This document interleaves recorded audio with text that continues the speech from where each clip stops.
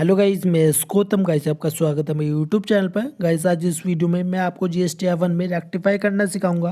Guys जैसे मान लीजिए आपने राम ट्रेडिंग कंपनी के इनवॉइस को श्याम ट्रेडिंग कंपनी के नाम से GST-1 में फाइल कर दिया है, तो आप उसको रेक्टिफाई कैसे करेंगे, या आपने किसी इनवॉइस को इनवॉइस नंबर या डेट आपने गलत डाल दी है तो उसको रेक्टिफाई कैसे करेंगे, या आपने मान लीजिए 10,000 रुपये का इनवॉइस की अमाउंट थी, आपने उसको कम या ज़्यादा कर दिया तो उसको रेक्टिफाई कैसे करेंगे, या आपने मान लीजिए 5% वाला आइटम था और आपने GST-1 में 5% वाले आइटम को 12% या 18% कर दिया है तो उसको रेक्टिफाई कैसे करेंगे, या मान लीजिए B2C दिल्ली की थी और आपने उसको यूपी या अदर स्टेट कर दिया है तो उसको रेक्टिफाई कैसे करेंगे। तो आज मैं इस वीडियो में आपको बताने वाला हूं।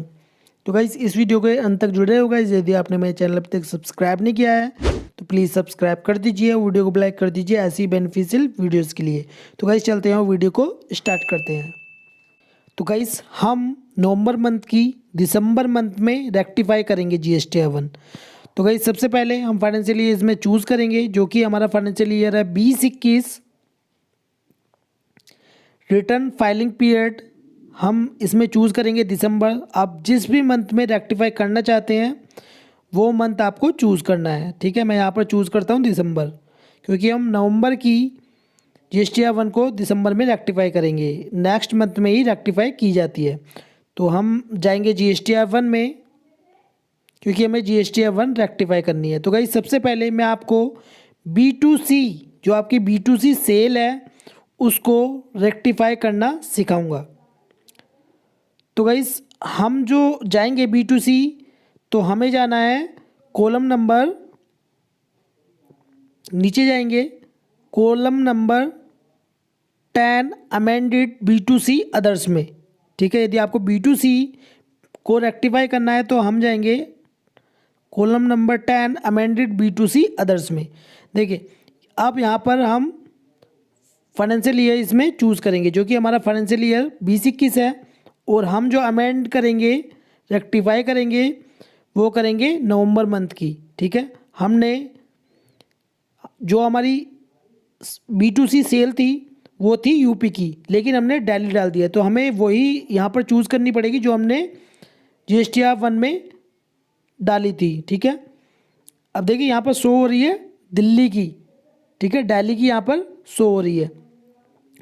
अब हमें रेक्टिफाई करनी है वो यूपी में, क्योंकि एक्चुअल में जो सेल थी वो थी यूपी की, बट हमने वो डाल दी दिल्ली में, ठीक है।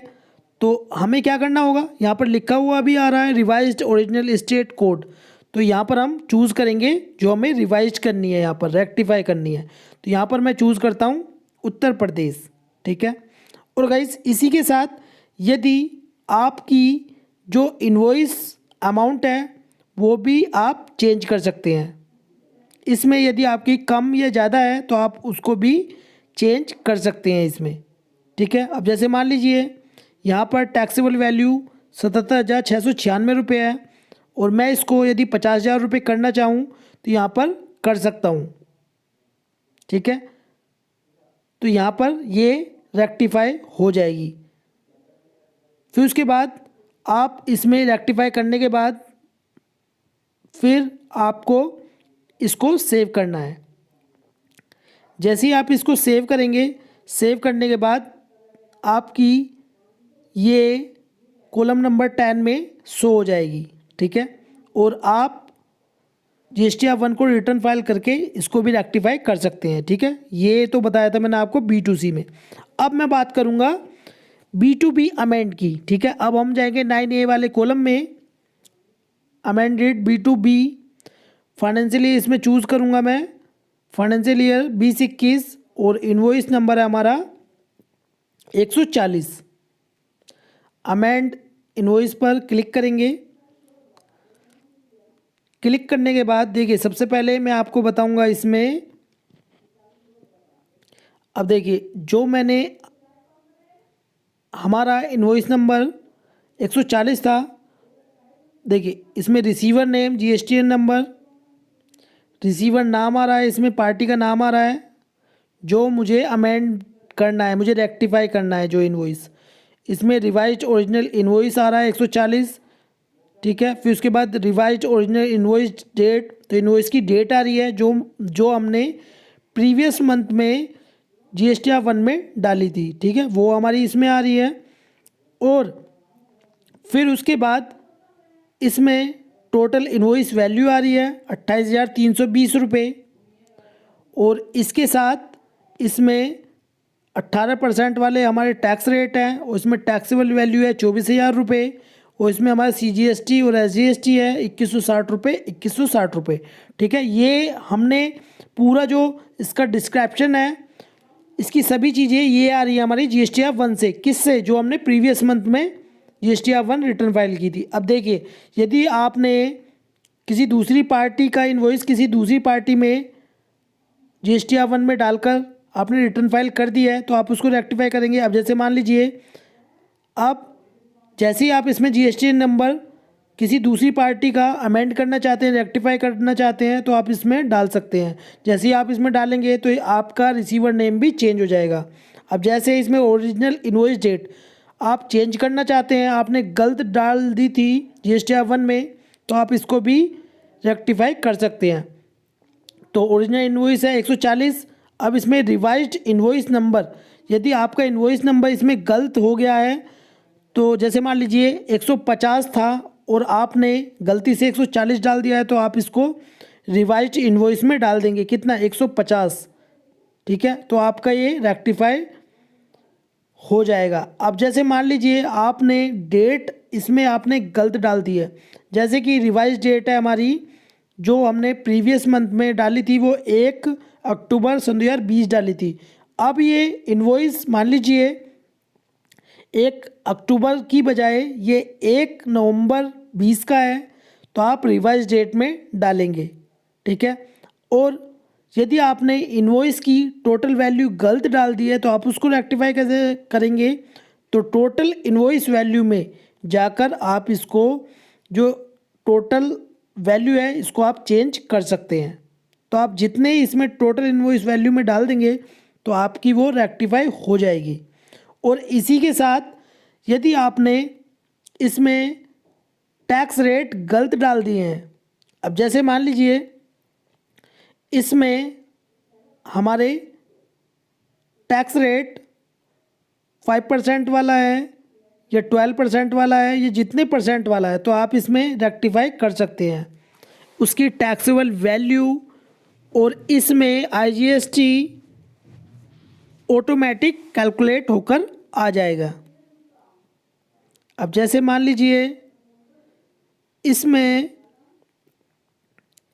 18% वाली में मैं टैक्सेबल वैल्यू डालता हूँ 20,000 रुपये, तो ये IGST हमारा ऑटो कैलकुलेट होकर आ रहा है 3600 रुपये, ठीक है। तो आप इसमें टैक्स रेट भी चेंज कर सकते हैं। करने के बाद आपको ये सेव करना है। आपको सबसे पहले ये रेक्टिफाई करने के बाद आपको क्या करना है, सेव करना है, ठीक है। सेव करने के बाद आप GSTR 1 रेक्टिफाई कर सकते हैं। अब एक्चुअल में देखिए, मैंने आपको इसमें बिल, डेट, अमाउंट या टैक्स रेट को कैसे रेक्टिफाई करें वो आपको बता दिया। अब मैं एक्चुअल में जो मुझे रेक्टिफाई करना है वो करना है 140 नंबर इनवॉइस नंबर है।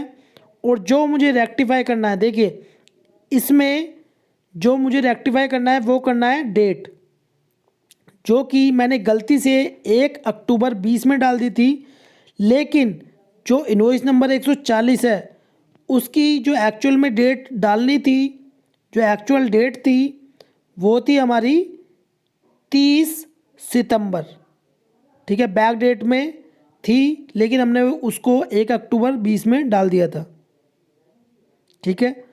तो एक्चुअल में जो हमें यहाँ पर जो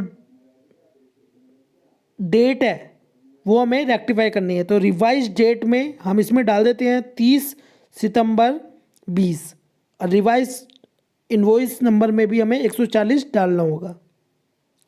तो एक्चुअल में हमारी 30 सितंबर डेट थी, बट हमने उसको 1 अक्टूबर कर दिया था, ठीक है। अब इसको हम सेव करेंगे। देखिए मैंने सेव पर क्लिक किया है। जैसे ही मैं इस पर क्लिक करने के बाद रिसीव्ड बट पेंडिंग, देखिए स्टेटस में देखिए आप रिसीव्ड बट पेंडिंग में ये शो हो रहा है। ठीक है, तो हमारा रिवाइज्ड ओरिजिनल इनवॉइस डेट है 30 सितंबर 20। ठीक है, टोटल इनवॉइस वैल्यू हमारी सेम रहेगी, इसमें हमें अमेंड नहीं करना है, रेक्टिफाई नहीं करना है, तो ये हमारी सेम है। बस हमने जो चेंज किया है वो किया है इनवॉइस की डेट। टोटल टैक्सेबल वैल्यू इसमें 24,000 है।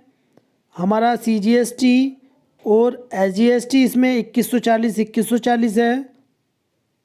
ठीक है, स्टेटस में हमारा रिसीव्ड बट पेंडिंग अभी इसमें हमारा शो हो रहा है, लेकिन कुछ मिनटों के बाद ये हमारा यहाँ से स्टेटस में चेंज हो जाएगा। देखिए मैं रिफ़्रेश करता हूँ, रिफ़्रेश करने के बाद हमारा यहाँ पर जो स्टेटस में पेंडिंग आ रहा था वो हट गया है। अब देखिए ये जो हमारा साइन बना हुआ है ये है एडिट करने का।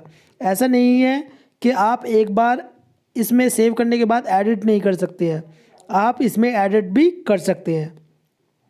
अब जैसे मान लीजिए आपने इसमें गलत डाल दिया है या आपको कुछ एडिट करना है तो आप इसको एडिट भी कर सकते हैं, या आपको मान लीजिए ये इनवॉइस ही डिलीट करना है तो डिलीट का ऑप्शन भी उसमें दिया हुआ है। जो पहला ऑप्शन है वो एडिट का होता है और दूसरा जो रेड कलर में है वो होता है डिलीट का। ठीक है, तो आप इसी प्रकार ही GSTR1 रेक्टिफाई कर सकते हैं, अमेंडमेंट कर सकते हैं। तो गाइज़ ये वीडियो आपको कैसी लगी प्लीज़ कमेंट बॉक्स में ज़रूर बताएं। वीडियो आपको अच्छी लगी हो तो प्लीज़ लाइक कर दें और इस वीडियो को शेयर करें अपने फ्रेंड्स के साथ। वीडियो देखने के लिए धन्यवाद।